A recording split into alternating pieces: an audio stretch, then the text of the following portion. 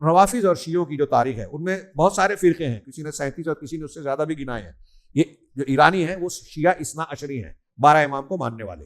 ہاں اس میں 12 میں بھی اب اس کی تفصیل میں بھی جائیں تو بڑے عجائب نظر آئیں گے، شرکی عقائد نظر آئیں گے. حضرت حسین کو سب سے اہم مانتے ہیں اور اس کی وجہ علماء نے یہ بیان کی کہ حضرت حسین کی شادی جو ہے شہر بانو سے ہوئی تھی جو ایران کے بادشاہ یزدگرد کی بیٹی تھی، اور جب ایران کو فتح کیا تو یزدگرد کی بیٹی کو جو باندھی بن کے آئی حضرت حسین کو دیا کہ بھائی یہ خانوادہ رسول میں نے کیونکہ بادشاہ کی بیٹی ہے، تو ان کا خون وہاں سے ملا. اور ان کے یہاں مجوسیوں کی حیثیت ہے. اور تقیہ جو ہے ان کے یہاں چھپانا کچھ ظاہر کچھ کرنا، یہ بھی مجوسیوں سے آیا، یہودیوں اور مجوسیوں دونوں میں ہے.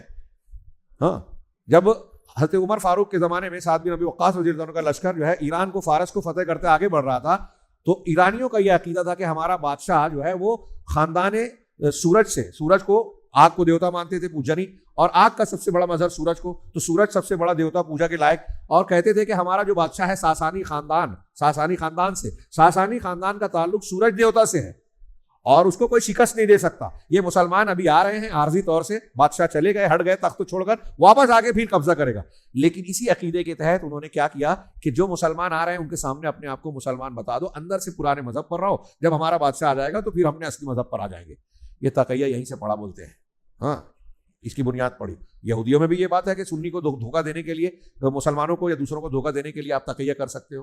تو ان کے یہاں ہے، شیعوں کے یہاں ہے، ان کے یہاں ہے، برہمنوں کے یہاں ہے. تو یہ چار طبقات ہیں. ان لوگوں نے جو یہ طریقہ کار اختیار کیا، یعنی کہ دین کے سلسلے میں اوپر کچھ اندر کچھ، اس کی وجہ سے دھوکہ دیا. اب دوسری طرف یہ عقائد اور ان کے ایمان اور اصول کی باتیں میں نے کی.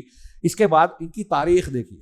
اگر آپ تاریخ دیکھیں گے، ابو لولو فیروز حضرت عمر کو شہید کرنے والا ایرانی مجوسی تھا، اپنے آپ کو ہمدرد اور بتا کر غلامی کرنے مدینہ پہنچا اور ایک ایرانی سردار کے ساتھ جو ہے سازش کر کے حضرت عمر فاروق کو نماز میں، فجر کی نماز میں ایک دودھاری چاقو سے حملہ کیا اور شہید کیا، جس کے نتیجے میں حضرت عمر شہید ہوئے.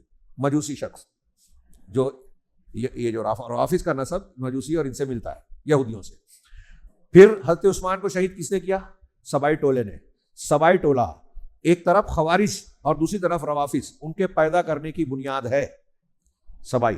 آج کے شیعہ بولتے ہیں عبداللہ بن سبا کوئی شخص نہیں تھا، جبکہ ان کی کتاب، ان کے جو کشی اصول کشی وغیرہ میں اس کا تذکرہ ہے. سبعیہ ایک فرقہ ہے شیعوں میں جو عبداللہ بن سبا کی طرف منسوب ہے. یہ یہودی تھا نا، ان کا باپ یہودی ہے، ماں جو ہے مجوسی ہے روافض کی. تو یہ عبداللہ بن سبا یہودی تھا، مسلمانوں میں اس لیے آیا کہ ان کے درمیان اختلاف پیدا کرے. اور اگر آپ غور سے دیکھیں گے تو یہی سبائی ٹولہ عثمان غنی رضی اللہ تعالیٰ عنہ کی شہید ہونے کا ذریعہ بنا.